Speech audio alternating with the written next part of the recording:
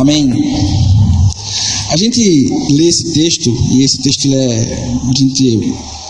maioria de nós já conhece bem essas palavras, sobre o subtítulo de A Natureza da Fé. E a gente tem a impressão de quando a gente lê esses textos, que fé é acreditar que Deus existe. Aparentemente é isso que o texto, a gente quando lê de cara, acha que é isso que o texto está dizendo. Que eu preciso acreditar que Deus existe para ter fé, e isso é fé, é crer que Deus existe. Eu vou ler agora, os irmãos não precisam abrir, mas eu vou ler uma outra, o que eu vejo que explica bem esse texto, que a gente encontra lá em Tiago 2, no versículo 14, que ele vai explicar um pouco que não é bem assim, certo? Meus irmãos, qual é o proveito que se alguém disser que tem fé, mas não tiver obras? Por acaso, semelhante fé pode salvá-lo? Se um irmão ou uma irmã estiverem carecidos de roupa e necessitados de alimento cotidiano, e qualquer dentre vocês disser, vá em paz, aqueçam-se e se fartem, contudo, sem lhes dar o necessário para o corpo, qual foi o proveito disso? Assim também a fé, se não tiver obras, por si só está morta. Mas alguém dirá, tu tens fé e eu tenho as obras. Mostra-me essa tua fé sem as obras, que com as obras eu mostrarei a minha fé. Crês tu que Deus é um? Fazes bem, até os demônios creem e tremem. Queres, pois, ficar certo, homem insensato, que a fé sem obras é morta e inoperante? Foi por obras que Abraão, nosso pai, foi justificado quando ofereceu sobre o altar o próprio filho Isaque. Vês como a fé operava juntamente com as obras? Com efeito, foi pelas obras que a fé se consumou. E se cumpriu a escritura que diz, ora, Abraão creu em Deus, e isto lhe foi imputado para a justiça. Foi chamado amigo de Deus. Verificas que uma pessoa é justificada por obras e não por fé somente. De igual modo, não foi também justificado por obras a meretriz Raabe, quando acolheu os emissários e os fez partir por outro caminho? Porque assim como o corpo sem o espírito é morto, assim também a fé sem obras é morta.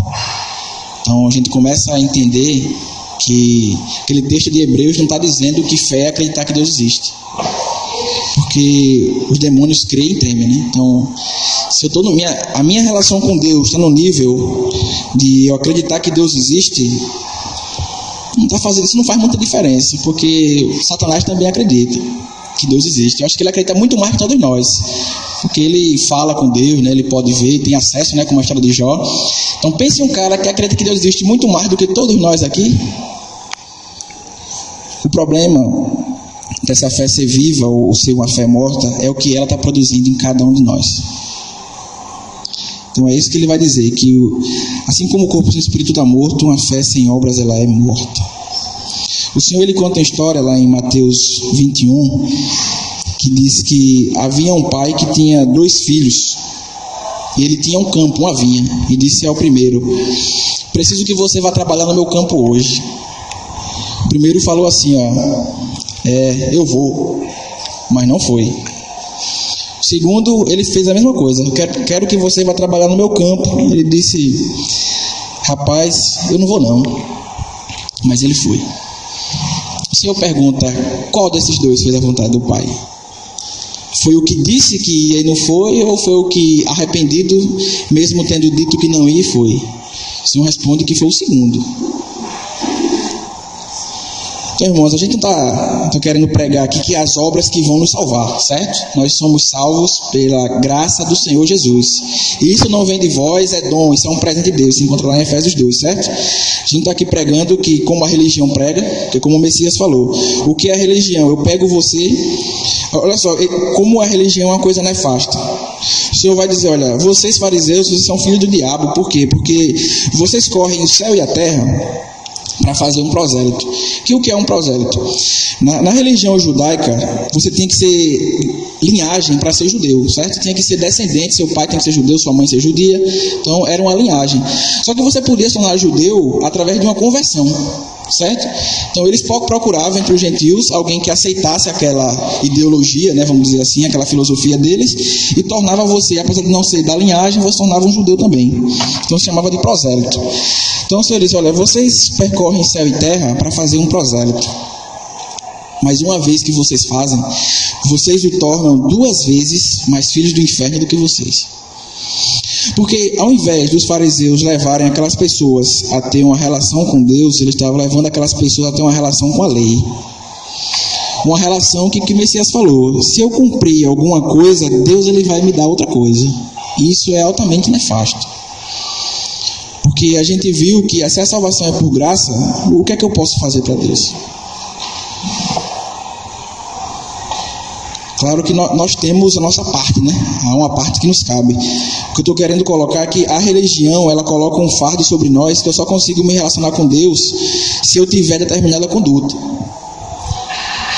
Se eu falar de certa forma, se eu frequentar certos lugares, se eu me abster de algumas coisas, então eu consigo ver Deus, Deus consegue me abençoar. Porque Deus gosta de oração no monte, né? Deus gosta de corinho animado. Deus gosta de oração, Deus gosta que eu renuncie a minha alimentação e jejue, que quando Ele me vê lá bem fraquinho, eita rapaz, esse cara me ama. Vai nas minhas reuniões, olha aí, esse cara vai nas minhas reuniões, muito importante isso aí. Está abdicando de um domingo de sol, está na praia comendo um peixe, né? Está aqui com os irmãos. E isso é tentador, inclusive, para cada um de nós. A gente faz algumas coisas, né? Porque a religião tenta impor isso para nós, e eu acho que a minha forma de relacionar com Deus é pelas coisas que eu faço. Mas a forma de eu me relacionar com Deus é por quem Deus é. Deus diz o seguinte a Jó: se você fizer o bem, o máximo que você consegue atingir positivamente uma pessoa, alguém, é um ser humano. E se você fizer o mal, o máximo que você consegue atingir negativamente é outro ser humano que nem você. Então, quer seja bem, quer seja mal, eu não vou ser atingido pelas suas ações, de forma direta, certo? Então, nada que eu faça de bom, Deus vai ter proveito. Porque Deus ele não quer que eu faça coisas para Ele, Ele me quer. Deus ele quer cada um de nós, irmãos. Mas a gente começou lendo, eu quis ler esses textos para que a gente também não caia no outro extremo de cair na passividade, certo? Que é isso que o texto, para mim, quer dizer. Não caia na passividade de achar que, porque você acredita em Deus, que Ele existe, que isso é o suficiente, porque não é suficiente. O Senhor teve fome lá próximo de Jerusalém e Ele saiu, viu uma figueira repleta de folhas.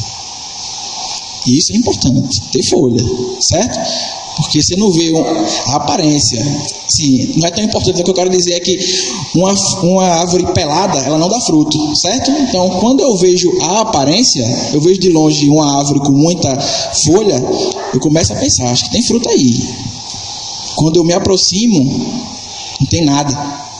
Foi o que o Senhor fez? Amaldiçoou.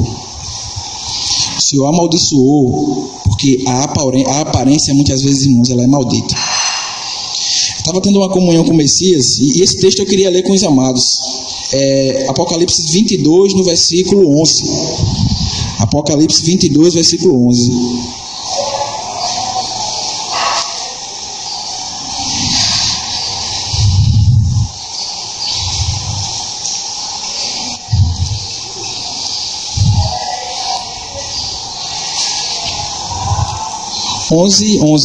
Perdão, 22, 11. Apocalipse 22, versículo 11. Amém? Continue o injusto fazendo injustiça.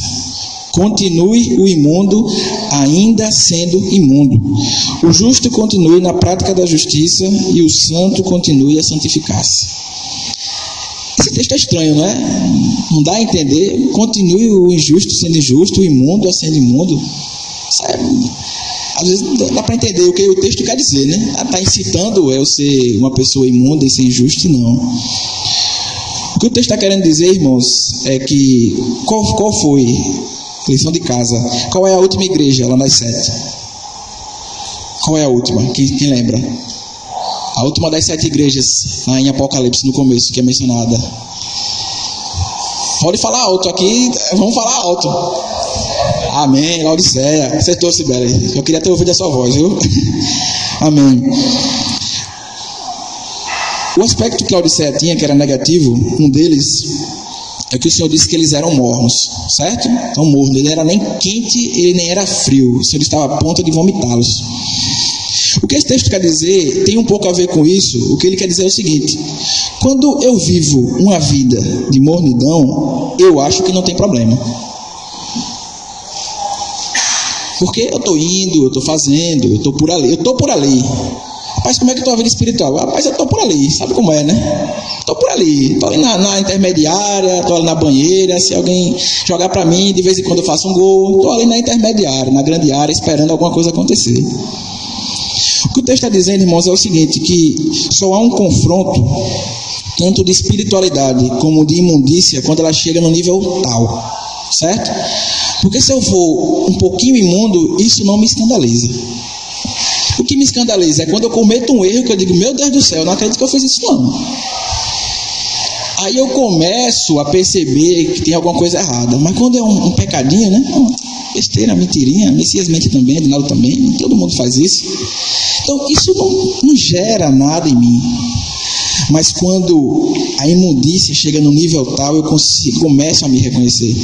Tem um camarada que a gente está numa briga lá na rádio, né, Messias? Já faz uns 7, 8 anos lá com ele, que ele disse que tem poucos pecados. A gente sempre fala com ele, rapaz, ele está ali, ele escuta o programa e tal, e ele, como ele mesmo diz, né, é o mais assíduo ouvinte, porque ele está sempre lá. Mas ele diz que ele tem poucos pecados. Então, os poucos pecados dele impedem ele de se converter. E ele ainda diz, né? Agora eu não entendo como é que um cara que é estuprador, assassino, ladrão e tudo de ruim, e o cara se converte e Deus aceita. Eu aqui, que tenho poucos pecados, a turma sempre dizia, como ele diz, né? Rapaz, tu é quase crente, só falta tu ir para a igreja, quase crente. Então veja, os bons atos na cabeça dele impedem ele de ver o Senhor. Por quê? Porque ele tem poucos pecados. Enquanto a gente tiver essa consciência que nós temos poucos pecados, a gente vai se afastar do Senhor, a gente vai ficar sempre na intermediária. A gente nunca vai ter uma relação pura e sincera, porque uma relação pura e sincera com Deus vem de um coração contrito, que reconhece que, como Paulo disse, eu sou o pior dos pecadores. Eu sou o menor dos santos, porque ele sabia o que estava dentro. Eu não tenho. Nenhum de nós aqui tem o poder de julgar Manuelzinho por dentro. Mas o Senhor é aquele que esquadrinha os corações. E diante dele, meu irmão, está todo mundo patente. Não tem folha de figueira, não tem cobertura, não tem nada. Diante do Senhor você é quem você é, e Ele é quem Ele é. Mas enquanto a gente acha que consegue colocar nossas boas ações como uma cobertura para que Deus não veja a minha nudez, mas Deus está me vendo por dentro. Deus, Ele está nos esquadrinhando, irmãos. Então, apenas quando eu chego num nível de consciência de quem eu sou, eu consigo ver quem o Senhor é. Você lembra lá na cruz? Haviam 2 ladrões ao lado de Jesus. O primeiro começou a zombar e dizer, se você é aquilo que você disse que você era, saia dessa cruz aí, meu amigo, e de quebra, ainda leve nós 2 aqui junto. Vê se não cara é esperto. E de quebra, ainda leve nós 2 aqui. O que foi que o outro respondeu? Meu amigo, fique na sua. Nós estamos recebendo aquilo que nossos atos pediram, mas esse nada fez. Ele se reconhecia. Ele não tinha obra para mostrar. Pregado numa cruz, ele vai mostrar o quê? O que é que tinha para fazer ali? Senhor, lembra-te de mim quando vieres o teu reino. Lembra-te de mim quando vieres no teu reino. O Senhor respondeu, a gente conhece, né? Hoje mesmo estarás comigo no paraíso. Então só a libertação. Aquele homem estava pregado numa cruz, mas ele foi liberto. Só a libertação quando há reconhecimento do ser. Reconhecimento de quem nós somos, para que a gente possa ver e entender quem o Senhor é. Porque a gente tem muitos conceitos de Deus, e Moisés, quando Deus deu a missão para ele e disse, vá lá no faraó e diga assim, assim, assado, ele perguntou, mas Deus, eu vou dizer o quê? Quem foi que mandou? Como é que é teu nome? Me diz aí alguma coisa? José, Chiquinho, é João, como é que é? Quem foi que me mandou quando eu chegar lá? O Senhor disse: diga que eu sou, mandou você. Porque a gente quer colocar Deus numa caixa, meu irmão, mas Deus, Ele é. Deus, Ele é. A gente está precisando, a gente busca alegria muitas vezes nas coisas que não são Deus, mas o Senhor é a nossa alegria. A gente tem buscado paz num casamento estável, numa vida financeira estável, num bom relacionamento com nossos filhos, mas o Senhor, Ele é a nossa paz. A gente tem buscado conforto nas pessoas e nas coisas, mas o Senhor, Ele é o nosso conforto.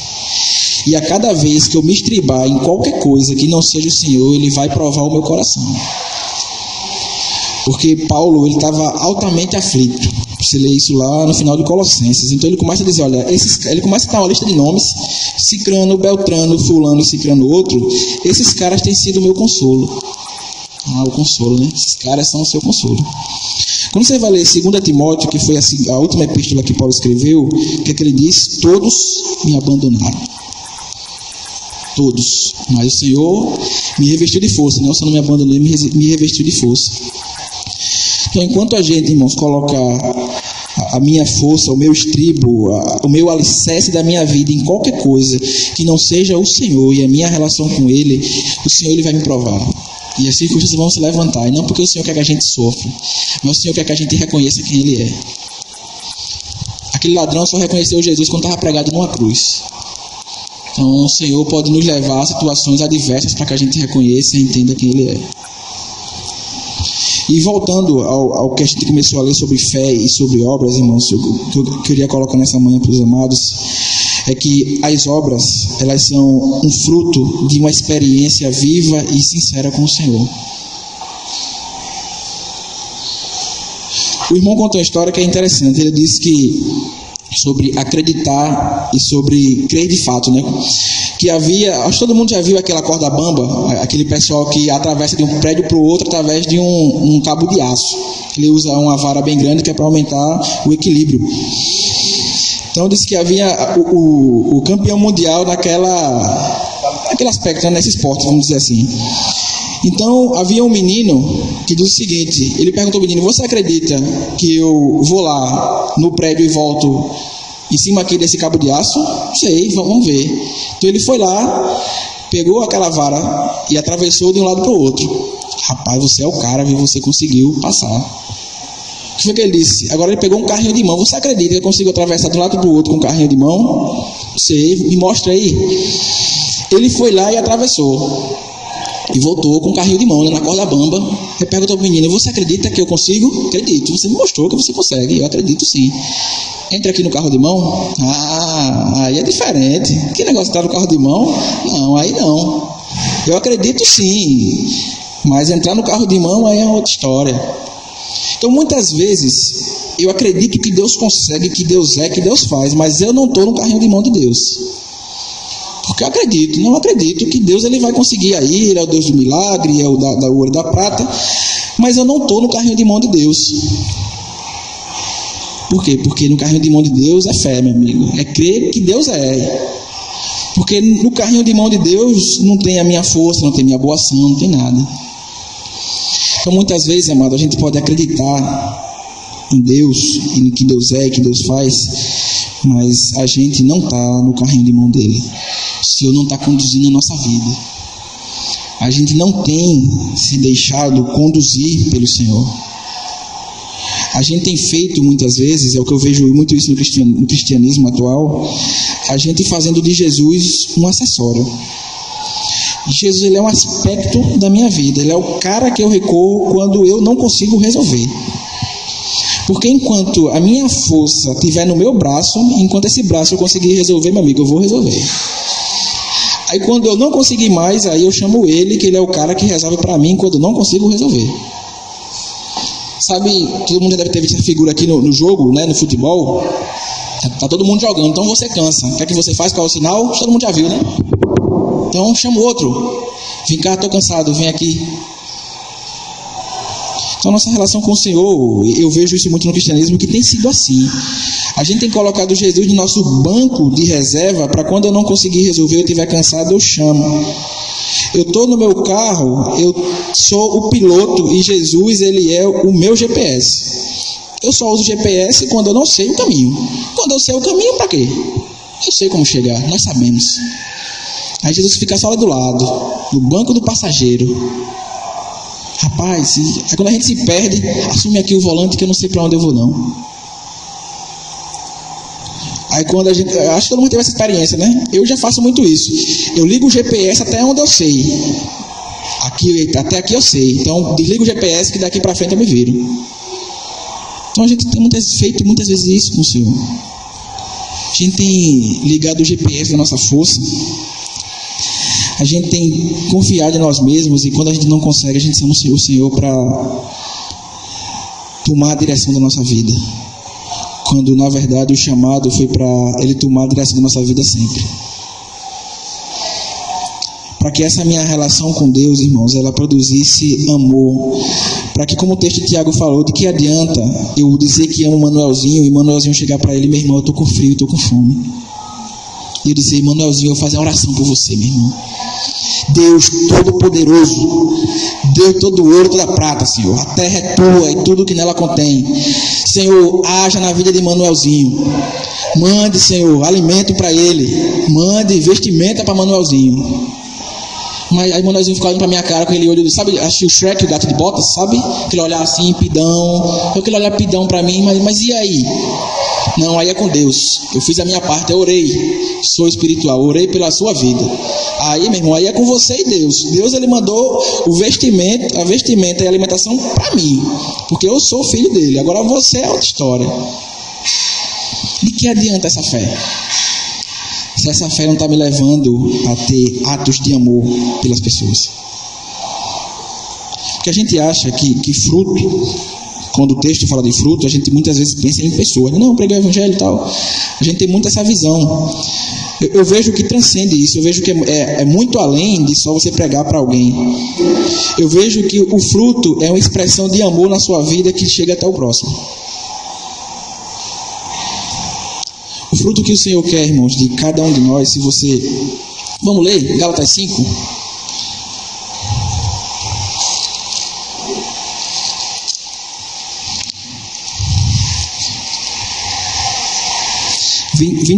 Versículo 22. Gálatas 5, versículo 22.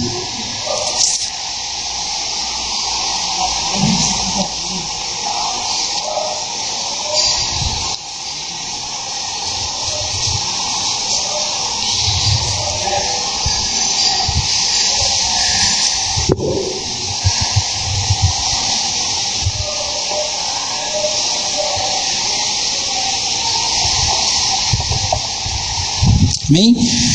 Mas o fruto do Espírito é amor, alegria, paz, longanimidade, benignidade, bondade, fidelidade. Então, 23 também, mansidão, domínio próprio. Contra essas coisas não há lei. Amém? Se a gente prestar atenção, a gente vai ver que todos os frutos do Espírito, eles são relacionais. Eles sempre têm a ver com a minha relação com as pessoas. Paz, longanimidade, benignidade, bondade. Então, o que é que o Senhor quer, irmãos, de cada um de nós? Ele quer que esses frutos, eles abundem em nosso coração para que chegue até o próximo. Porque José, ele era um ramo frutífero plantado junto à fonte. Os seus ramos se estendiam por cima do muro. Então, primeiro, ele estava plantado junto à fonte. Esse é o crucial. A gente tem que estar plantado junto ao Senhor, como aquele hino que a gente canta, né? Atado à vida estou. Então, esse é o principal. Nós devemos estar atados ao Senhor. Para que estar atado, para que o nosso caule, nossas raízes absorvam essa vida, para que essa vida não fique só em nós, mas que essa vida ela atravesse, ultrapasse os muros. Para que as pessoas... Eu lembro que lá onde eu morava, em uma casa que tinha quintal, havia um pé de cajá que um dia, quando a gente chegou em casa, pegou a vara do vizinho roubando nossos cajá. Ele era doido de pedir a vara dele, né? Ele foi roubar o meu cajá e caiu por dentro do meu quintal. A vara dele nunca pediu. Estava só esperando ele chegar para pedir. Eu disse, meu amigo, ele tinha consciência, né? Mas o que eu estou querendo dizer é que por pouco os ramos não passavam para o lado dele, para que ele pudesse também ser beneficiado por aquele fruto. Então, muitas vezes, a gente está plantado junto à fonte, mas isso não está conseguindo chegar nas pessoas que eu me relaciono, nas pessoas com as quais eu convivo. Porque a nossa vida e esse fruto tem que atravessar, irmãos. A fé que a gente tem que ter em Deus, e a fé que Deus ele existe e é galardoador daqueles que o buscam, é uma fé de que não só acredita que Deus existe, mas assim como ele citou, Abraão, ele creu em Deus. O que foi que Abraão fez? Abraão, o Senhor apareceu para ele e disse: saia da sua terra. Para onde? Não sei.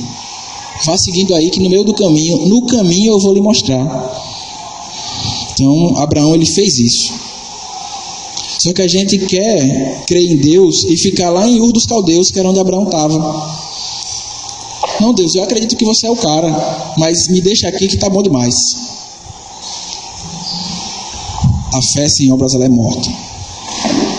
Se a fé que a gente professa não está gerando um espírito desse que a gente acabou de ler aqui em nós e sentido nas pessoas, ela não está produzindo nada, não está tendo muito proveito. Ontem eu encontrei um cidadão na distribuição, a gente encontrou um cidadão na distribuição, achei interessante o que ele disse. Ele estava com uma garrafa de bebida alcoólica, ele deixou assim a garrafa dele de lado e veio pegar a sopa lá com a gente. Achei interessante o que ele falou. Ele disse: olha, tem muita gente aí que vai chegar naquele dia. Olha só, um cara ébrio, ele estava alcoolizado, o que o cara disse. Tem muita gente aí, irmão, que acha que vai chegar naquele dia e vai dizer: eu preguei em teu nome, eu fiz muitas coisas, mas o Senhor vai responder: eu tive sede e vocês não me deram de beber. Eu tive fome e vocês não me alimentaram. Um cara alcoolizado disse isso para mim ontem. Nem todo aquele que me diz Senhor, Senhor, entrará no reino, mas aquele que faz a vontade do meu Pai que está no céu. Então, o professar, o que eu quero dizer com isso, que o cristão verdadeiro, como João diz, aquele que diz que está em Cristo deve andar como ele andou. Ser cristão não tem nada a ver com dizer alguma coisa. Ser cristão não tem a ver com o que você diz. Ser cristão tem a ver com como você vive. Porque Gandhi, ele disse que ele adorava, era muito interessante, eu adoro a experiência e a vida de Jesus, mas eu odeio esses cristãos, porque eu não consigo ver neles uma experiência e uma expressão de Cristo. Por quê? Mas eles confessavam que eram cristãos. Então, o que faz de nós seguidores do Senhor é como nós vivemos. Como eu sempre gosto de dizer, nós estarmos aqui de 10 ao meio-dia aos domingos é um pouco fácil. O que Deus quer de cada um de nós é lá fora. Quando você rompe esses muros, como é a sua vida? Como é a nossa vida? Eu já dei esse exemplo várias vezes, mas eu gosto sempre de dar quando eu falo nesse assunto, de se Messias pisa no meu pé, aqui dentro é muito fácil, porque ele vai pedir desculpa. Meu irmão, me desculpe, eu não vi o seu pé aí. Me perdoe, em nome de Jesus. Senhor, tá certo, Messias, você está perdoado. Essa parte é fácil. Essa parte aí é o cristão nominal, certo? É o cara que diz. O que é ser cristão de verdade? Quando estou lá fora, quando eu ultrapasso esses 4 muros e alguém pisa no meu pé e diz assim para minha cara, diz: tira o pé da frente, otário. Aí será que é fácil? Eu disse: ou eu me encho de ira e quero pisar no pé dele e eu vou partir para cima. Porque aqui todo mundo é meio gentil, todo mundo é meio cortês. Se você pisar no meu pé, vocês vão pedir desculpa. Se eu pisar em vocês, vocês vão pedir desculpa. Então é fácil. Mas lá fora, quando o cara não pede desculpa, quando pisa no seu pé, e quando o cara pisa no seu pé de propósito, chama de otário assim mesmo, como é que você age? Como é que a vida de Deus age? O que é que o Senhor faria?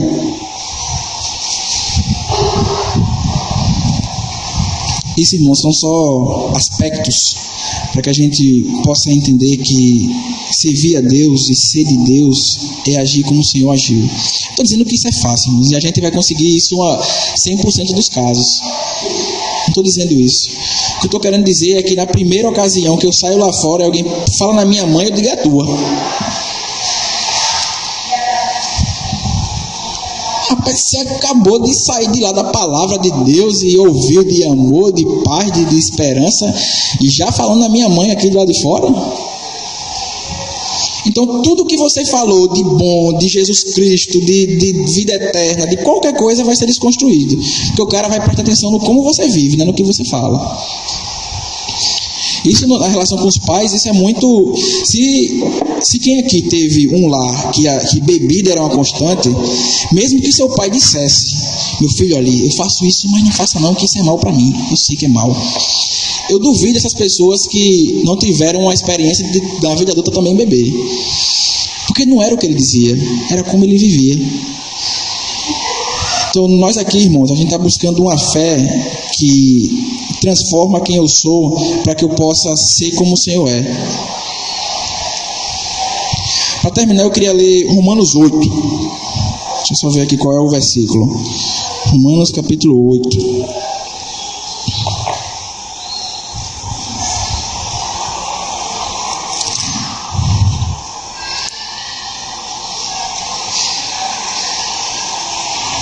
Do 28 ao 30.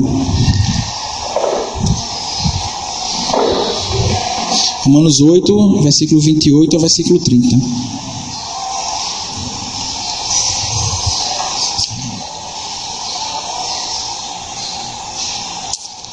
Amém? Sabemos que todas as coisas cooperam para o bem daqueles que amam a Deus, daqueles que são chamados segundo o seu propósito.